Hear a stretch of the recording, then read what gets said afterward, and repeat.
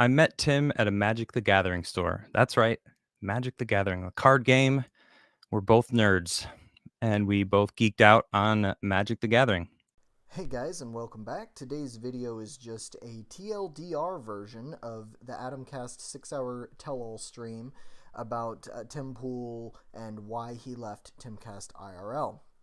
So, really quick, I'm just going to say I'm going to intersperse this with a little bit of commentary because I don't want to steal Adam's work and I want fair use to apply.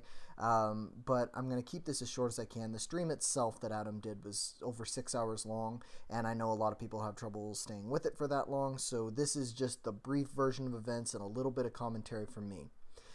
Before we get right into it, make sure you like, comment, subscribe, and I'll see you throughout the video.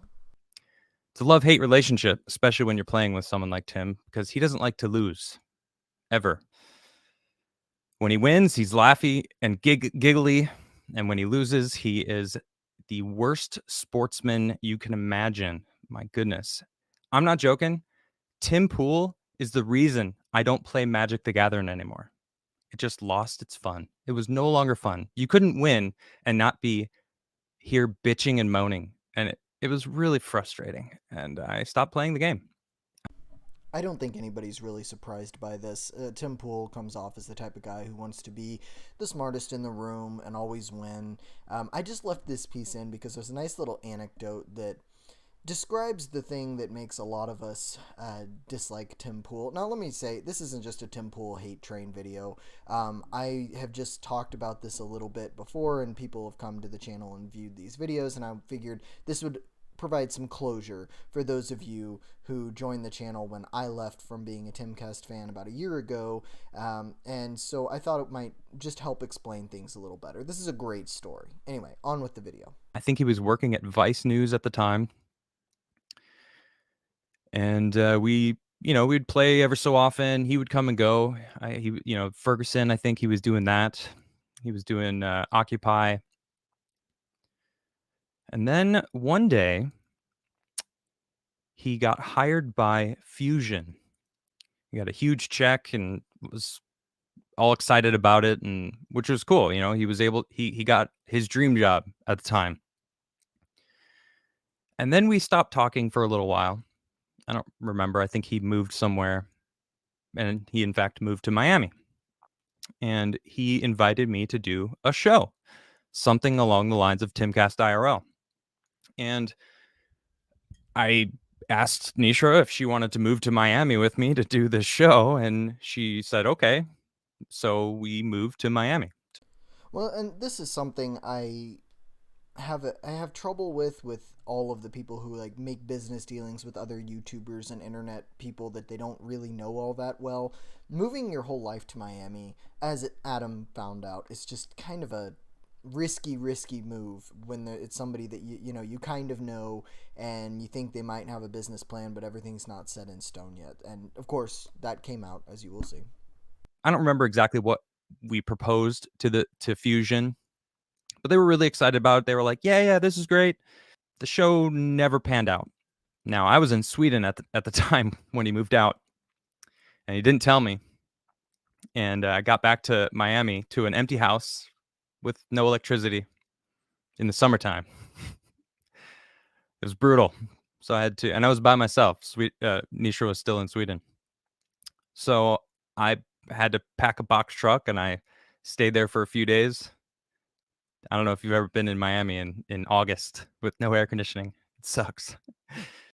And this says a lot about Tim Pool's character here. And again, like, this isn't just to rag on Tim, but I think that maybe for Adam, this should have been a red flag. Like, if somebody is going, like, moving forward, if someone left that house and completely moved out and didn't even give you a notice, that probably should have been an indicator maybe not to go into business with them. That, maybe a little bit. I think that Adam is maybe a little too forgiving, maybe naive is the right word when it comes to this specific instance.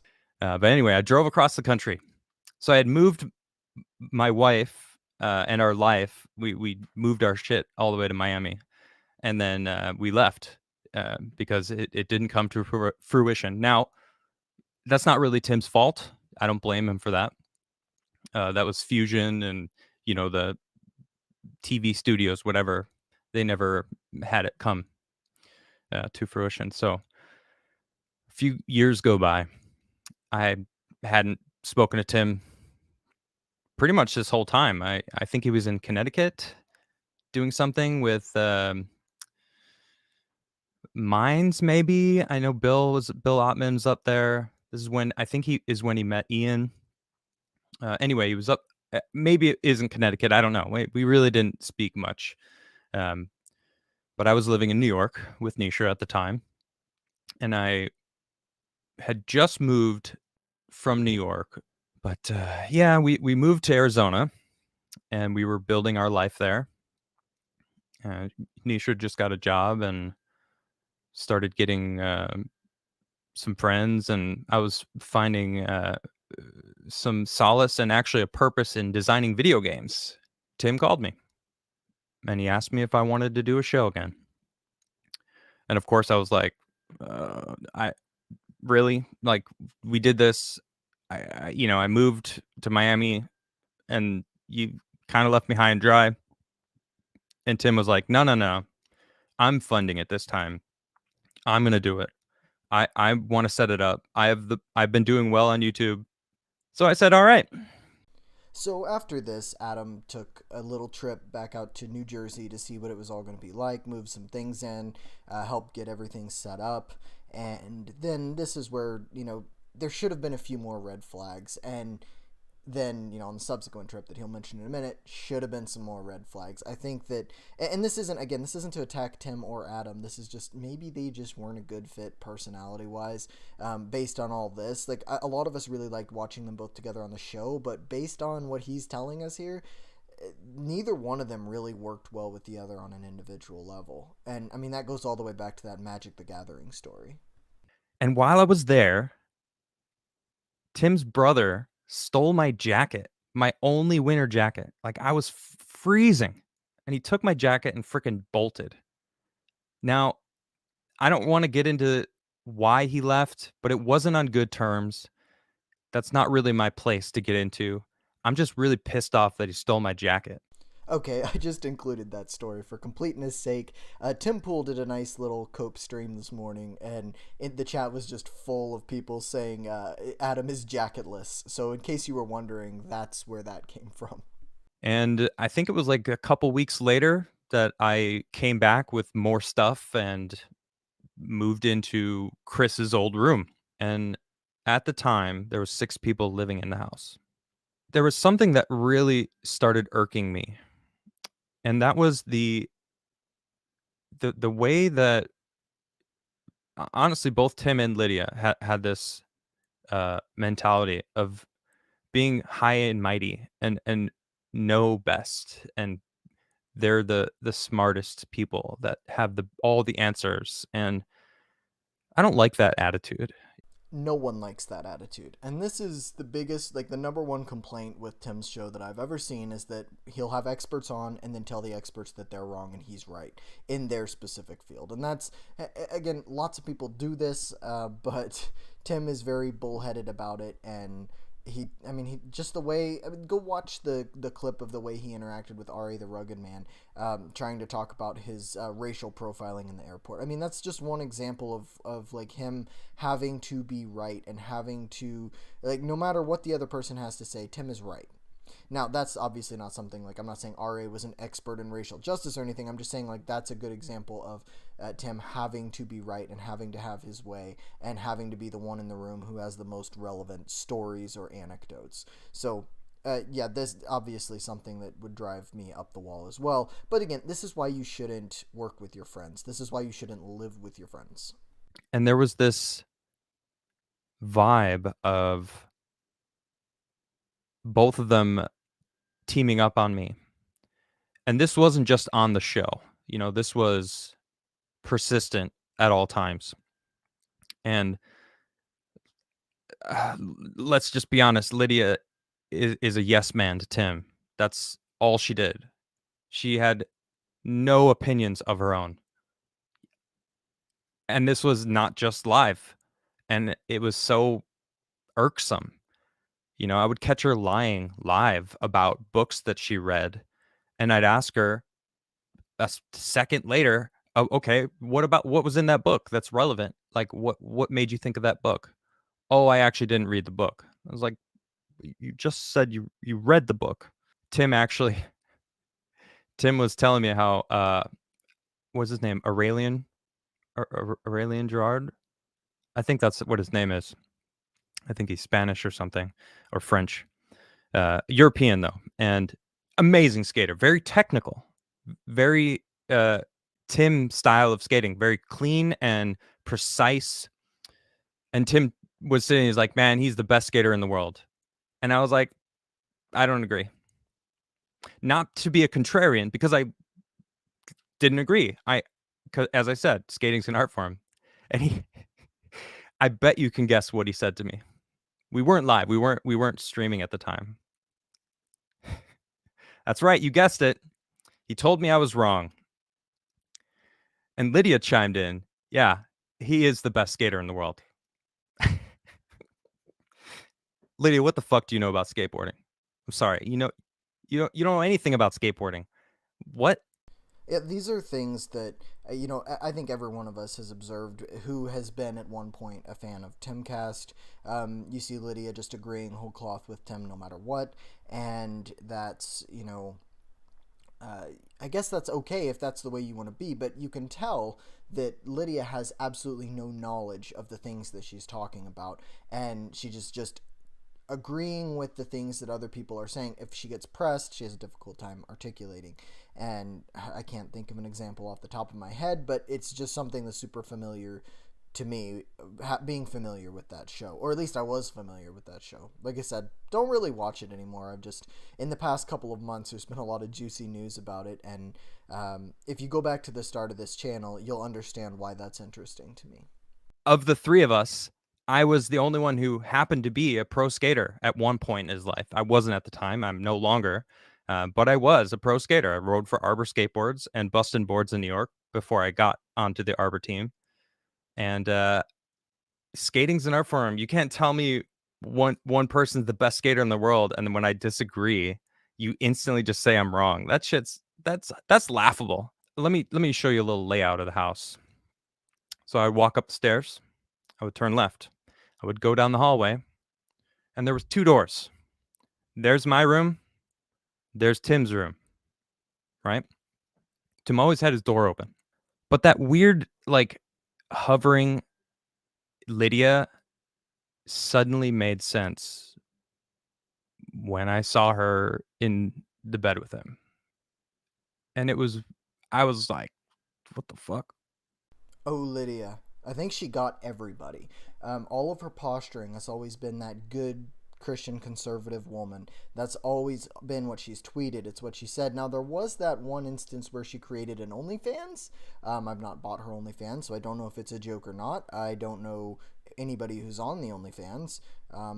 Nothing's been leaked, so I'm assuming it probably was a joke. But this kind of throws into a whole new light the way that she acted and makes her a very unpalatable person.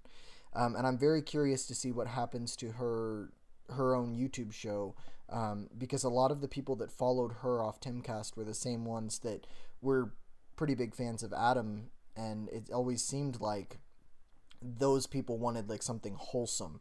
And apparently, Lydia's sleeping around with Tim while Lydia was married and Tim had a girlfriend. Well, that's kind of the farthest thing from the character that Lydia puts off. And then I learned that Lydia was married, and I lost a lot of respect for Lydia. I didn't lose all my respect for her, but I lost a lot of my respect for her. I guess I really didn't have too much to begin with, but I had to sit across from her every single day and listen to her lie and mimic Tim. And it was kind of nauseating.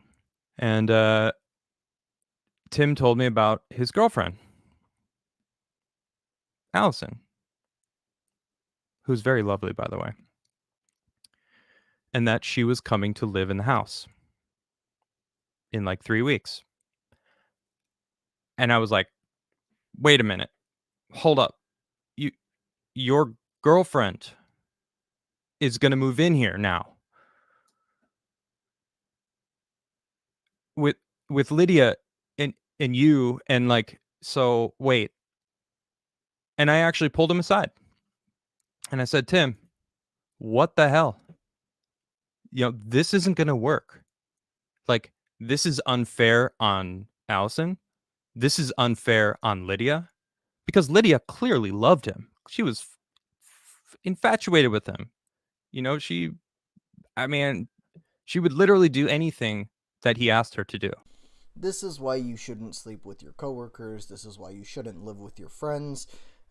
This is why you shouldn't live with your coworkers, because if you live, you can't. No, everybody who's ever worked anywhere knows that coworkers sleep together all the time. And if you're gonna have to live in the same house and go in and out of these relationships, and more people are gonna come in, and some are gonna go out, and some are in relationships and cheating, and it just gets so messy. Why would you even involve yourself?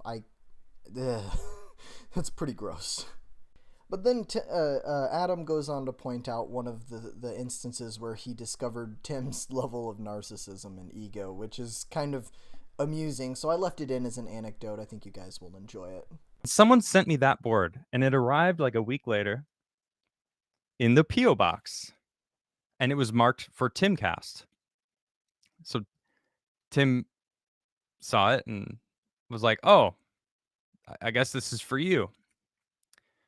I was like, this is amazing. Like, I was hyped because it's so badass. A week later, 30 Timcast IRL boards arrived in the mail. Now, whether you like Adam or Tim or hate one of them or both, that's pretty funny. It doesn't matter who it is. They just, obviously Tim couldn't stand the fact that Adam was popular on his show, and he had to go get some merch to kind of reinforce that ego of his, that, hey, I'm still Tim Pool, and this is it was just, oh my god. It was probably my favorite point in this 6-hour stream when Adam told this story. I laughed pretty good when I heard that. Tim had a conversation with me about a week before I was let go. And this conversation was about money.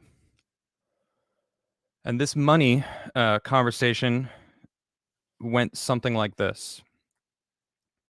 Hey, Adam, we're doing so well that the cut that you're making, my accountant is telling me it's too much for us to pay you that amount. I was like, well, whatever we need to do to figure it out. Now, I think no matter who you are, just being fair, this is pretty grimy, right? Like, if you and your friends start a business and you guys agree on a percentage, and that friend, and the business becomes way more successful, and you look at the amount of money that's going to your friend, and you're like, that's not right. He's making too much money. And whether you like to admit it or not, early on Timcast, one of the great appeals of Timcast was that there was a former liberal who was red-pilled, and that was Adam. And if you remember, and you can go look on Tim's show, the most viewed clip on Timcast, I think to this day, it's a multi-million view clip where it's Adam explaining how he was red-pilled. And, I mean, that's why Jack Murphy was so popular. That's why Timcast was so popular in the first place with Adam. Like, why Adam was such a beloved figure on Timcast is because he was a liberal who became a conservative based off of, just doing research, right? And it's kind of messed up that they had a pre-agreed percentage or number where Adam was making money, and it comes out later, I think it was $250,000, and that just seemed to be too much, according to Tim and his accountant. That's grimy. I don't like that. Allison moved in July. This fucking bitch Lydia, I'm sorry, I can't stand her. The audacity for her to do what she did after Allison moved in, that was all the respect that I had left went out the window, because Allison went on vacation a couple weeks after she got there. I think she was visiting family in Chicago or something. And Lydia fucking gets in Tim's bed and like waits for him. And to Tim's credit, he fucking kicked her out. Like, get out of my room. Like, what are you doing in my room? Okay, yes, to Tim's credit, he did do that, but let me just say, if you're going to create an environment where she felt comfortable enough to do that, because what they had been doing while Lydia was married and Tim was had a girlfriend, that's still like, I mean, I guess a little bit of credit for that, but at this point, it doesn't matter. You've gone too far before the hand if that's even happening. It's ridiculous. I don't really feel any respect toward Tim in that regard. Anyway, no matter what he did at this point, he's already been cheating on his girlfriend with a married woman. Like, come on, man. Like that's gross. My red pilling was in full effect at this point. I'm doing my research. I'm reading about cultural issues, political issues. I didn't want to sit on a desk with Tim and be told I'm wrong without being able to back up what I was saying, my opinions. So I started doing that very well.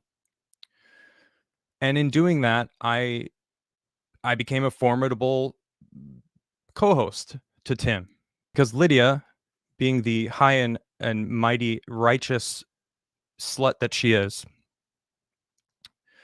very vocal online about how righteous she is. And we followed each other on Twitter, and I would see her high and mighty posts about how virtuous she is and how pro-life she is and all this stuff, and it triggered the fucking shit out of me. So that last episode that I was on, abortion was a hot topic issue, right? We were talking about it a lot. It was in the political conversation, as it always is. And she of course was acting her like I mentioned, and I was getting annoyed by it, and I talked to Niche about it, and I was like, I have to say something. Like, I have to, like, so on that last episode, Tim said that he was pro-choice. So I think it's important to point out here, I cut it out for brevity and I just figured that I would just fill in the gap. So earlier in Adam's life, he talks about how he and someone he was with had decided together to have an abortion, and he feels a lot of pain about it. He wouldn't use the word regret, but he feels pain about the fact that that decision was made. And so and I'm going to give you a little bit of a look into what's about to happen, but basically Lydia said anyone who's ever had an abortion or like signed off on an abortion is a murderer, and that was kind of a very personal thing to Adam. And I think the way that she came off was abrasive to him. So anyways, that's a little bit of context for this clip you're about to see. And this is the first time I ever remembered her disapproving of what he said. And she looked right at me with this like disapproving scowl when he said I'm pro-life, or that he's pro-life, right? And she shook her head at me with like the most disapproving glare. And I'm like, fuck you. Don't fucking look at me with that. Oh, like, I was so pissed. And at the end of that show, I said something.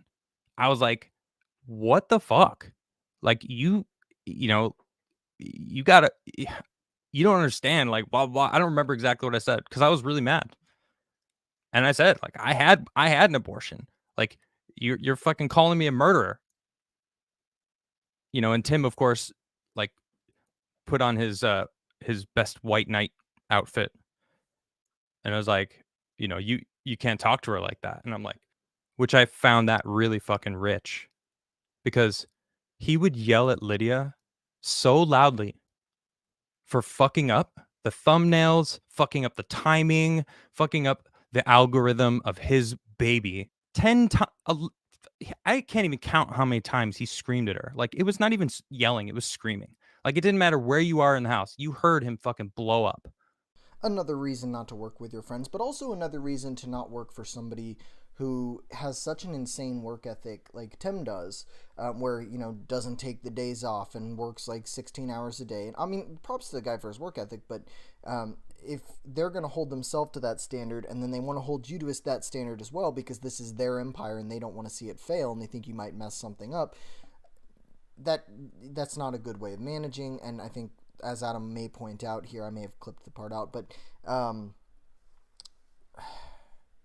I think that this is just a product of Lydia being infatuated with Tim. That's the only reason she stuck around at all. I think that's just it.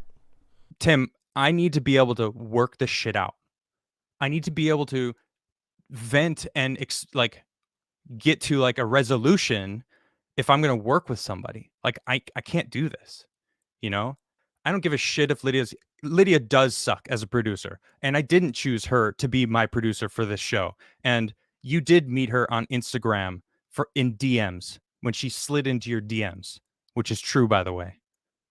Like it would have been nice if you actually hired a professional producer, because we had a really good quality show. That would have been nice to have an actual producer, not a nurse from bumblefuck America somewhere. I don't know. I don't even know where she's from. That's a very good point, and it's one that I've often wondered about. Like, why would you hire a nurse from some random place to be your producer when you're someone with the resources of Tim? And it makes sense that he was boning her this whole time. Like that makes sense. Anyways, so basically, Tim took Adam's say in this as you have to fire either me or Lydia. This is just an ultimatum. So Tim called Joe Rogan for advice, and Joe Rogan told him you have to let go of the guy who's putting you in a bind, who's putting you over a barrel. And so Tim fired Adam with kind of the excuse, well, Joe Rogan said so, like Joe Rogan made me do it. And then, Adam stuck around for a little bit, and of course the drama in the house got to be too much, and he took off. He took off with his wife, and now he's doing Adamcast, right? And of course, there was all the drama with the quartering when the quartering went on at Adam's show right before he was supposed to go on Tim's. And Tim, instead of having a calm conversation with them, just had a meltdown and, he canceled the show with the quartering. And for some reason, the quartering is now Tim's lackey boy who plays his commercials on his channel, I guess, but that's neither here nor there, and I don't particularly care about that. So we're gonna move on toward the end of the stream now, where Tim Pool comes and super chats Adam's stream last night. So here, let's take a look at that. Tim Pool just super chatted me $100. What's up, Tim? Tim says, last I knew, we were cool. You and Nish had still helped with my song. You guys decided to leave and took Herman Osiris to Sweden. Could have called me if you were upset. Hope you're well. Thank you, Tim. Tim, I could tell you didn't actually watch this stream. If you did, you would understand why talking to you isn't the easiest thing.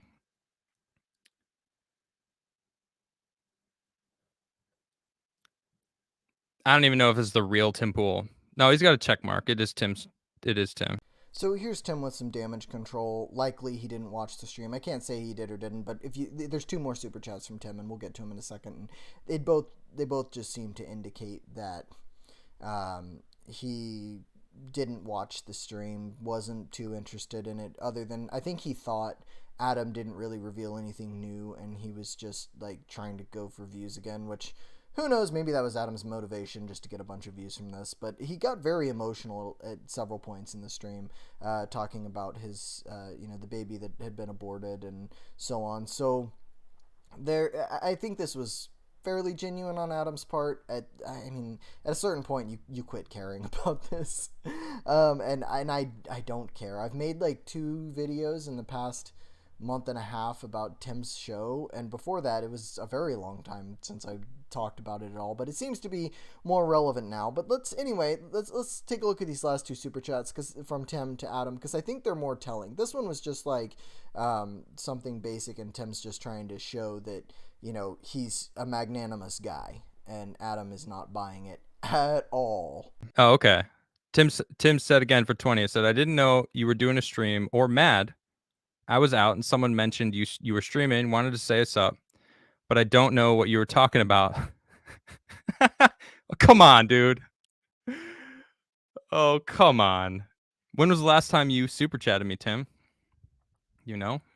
Tim, I've got a lot of respect for you, dude. And I'm grateful for what you gave to me. And because